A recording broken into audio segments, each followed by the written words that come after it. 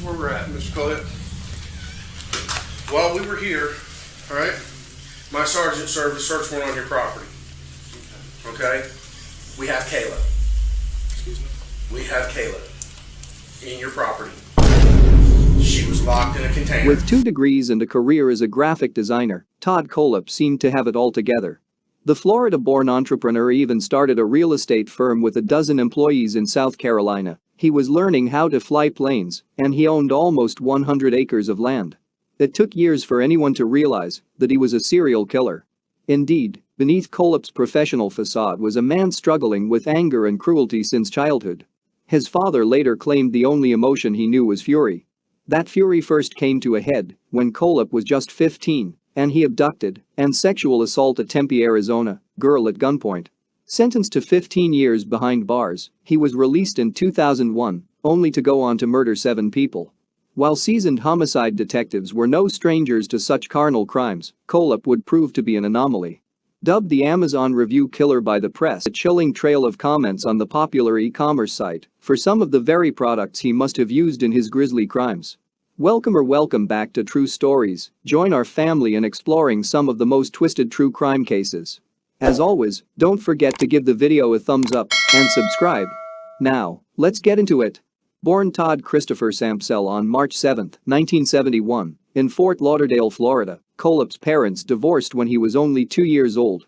Shortly after, his mother Regina Tague married Carl Kohlhepp, who legally became his stepfather in 1976. Kohlhepp began to display disturbing traits while living in South Carolina and Georgia in the custody of his mother and stepfather. A known bully, he often destroyed the school projects of his classmates and was thrown out of the Boy Scouts for bad behavior. He even killed a goldfish with bleach and shot a local dog with a BB gun. But as FBI investigators later determined, Kohlhepp was bullied at home. He was abused, abandoned. His grandfather hit him with a cattle prod, said FBI agent John Douglas. Even in elementary school, he was a bully. By the time he was 9, he ended up in a mental hospital.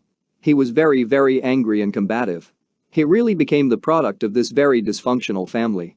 Kohlhepp despised his stepfather and longed to live with his biological one.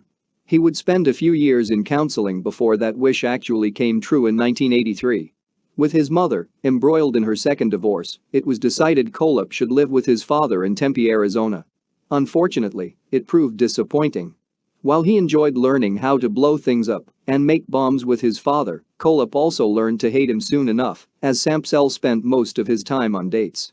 My dad took me to office parks while he would still have to get his hands on and then want me to help him load truck and deal with his nonsense, and then would tell me that if I got into a fight, if I didn't win, you're not my son, don't come home. But then if I get into a fight, I whoop the kid's ass, I went too far. When he demanded that his mother and stepfather take him back home, they made excuses to keep him in Tempe. Then, on November 25, 1986, Kohlhepp's anger truly boiled over. With his father away, Kohlhepp lured a local girl out of her house by claiming her boyfriend wanted to speak with her. He forced her into his home with a .22 caliber revolver, bound her limbs with rope, and taped her mouth shut. After assaulting her, he walked her home, warning he'd kill her family if she talked. Kohlhepp was arrested within hours and diagnosed with borderline personality disorder. His psychiatric evaluation showed signs of emotional disturbance but not psychosis, and an IQ of 118. When asked why he assaulted an innocent girl, he said he was angry at his father. None of his 3 guardians visited him in jail. When the juvenile probation officer recommended he be tried as an adult, Kohlhepp accepted a plea deal that would dismiss the sexual assault charge yet require him to register as a sex offender. He was given 15 years without the possibility of parole on January 19, 1987, with stern commentary from the presiding judge. Released in August 2001, the 30-year-old convict moved to Spartanburg, South Carolina. He got his first driver's license and found a job at the Seven Sons & Company sports apparel business by littering his resume with a fabricated employment history. On November 6, 2003, the Amazon review killer added murder to the list. He had allegedly been laughed out of the Superbike Motorsports store for trying to return a bike. He returned with a gun, killing 30-year-old owner Scott Ponder, his 52-year-old mom Beverly, 29-year-old manager Brian Lucas, and 26-year-old mechanic Chris Sherbert. He escaped justice for over a decade, but would soon publicly disclose his innermost thoughts online. This was during the time, as you know, that it was not busy. That shows time that was not after work, when I would have a lot of people in there. Did not want to shoot up people. One big building. Yeah. I cleared it in under 30 seconds. You what now? I cleared that building in under 30 seconds. You got a little bit proud. Okay. Walked up, pulled out the Beretta, put the safety off, shot the mechanic twice. Downward angle. With a profile called Simply Me, Kohlhepp created an Amazon wish list of products to review. These included items such as chainsaws and suggested just how bloodthirsty he truly was. Kohlhepp got his real estate license in 2006 by failing to disclose his criminal past. His nascent company TKA Real Estate grew rapidly. Kohlhepp ran it from his own home in Moore, South Carolina, which he bought for $137,500. Now a successful businessman, Kohlhepp purchased 95 acres in Woodruff, South Carolina for $305,632 and enclosed it with a chain-link fence. He continued to leave chilling reviews on Amazon for items such as knives, padlocks, gun accessories, targets, books about emergency surgery, and small shovels. Keep in car for when you have to hide the bodies and you left the full-size shovel at home, one review read. Does not come with a midget, which would have been nice. Then in August 2016, his murderous rage returned. In late August, 30-year-old Kohlhepp Brown and her 32-year-old boyfriend Charles Carver were hired to clean Kohlhepp's compound. On the 31, they were reported missing.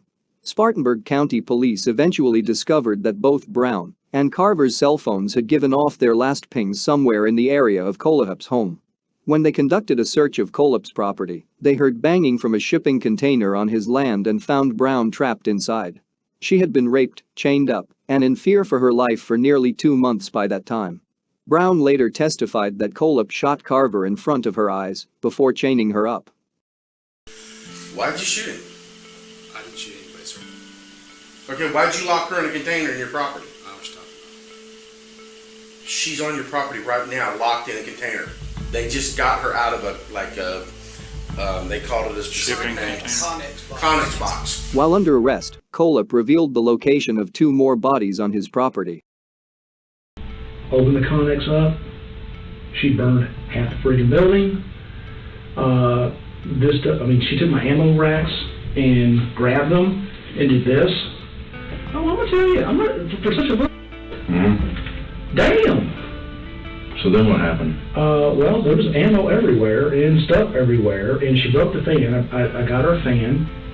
She broke the fan. Prime, man, you just can't beat that. They're 2-day shipping. There's a fan there now, but it came as a 2-pack. I had her those to get air ventilation. I got lanterns for her so she had light. I did the best I could to make it somewhat livable. Got her blankets, got her tools. She lit the damn thing on fire. I'm surprised she didn't asphyxiate. That's what I was thinking. I'm surprised she didn't. When I walked in the building, I was choking.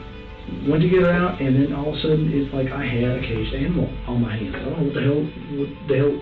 She went from, I'm so freaking happy in the world to being, I'm going to go to Tennessee with money, and I'm going to restart my life, and thank you, to bad crazy. At that point, I tried to walk her out of the building. I just had enough. I walked outside. I was trying to calm down, trying to figure out what the hell to do with her, what to do with her. I didn't know. I came back in the building. She was going nuts. It wasn't like she was emotional about the situation. This had been days. It wasn't much about that. It was just like serious chemical imbalance. And she walked outside. I walked her outside. And when I walked her outside, I put a 40 in the back of her head. What gun did you shoot her with? Same one. Identified as 29-year-old Johnny Joe Coxey and 26-year-old Megan Lee McCraw Coxey, they had been missing since December 2015 after having also been hired to clean Kohlhepp's home. Both had been shot. Charged with 7 counts of murder, 2 counts of kidnapping, and 1 count of sexual assault, Kohlhepp pleaded guilty on May 26, 2017, to 7 consecutive life sentences without the possibility of parole. When asked by his mother how many others he had killed, he reportedly said, "You do not have enough fingers." We've come to the end. Thank you for watching. Don't forget to give the video a thumbs up and subscribe. Till next time.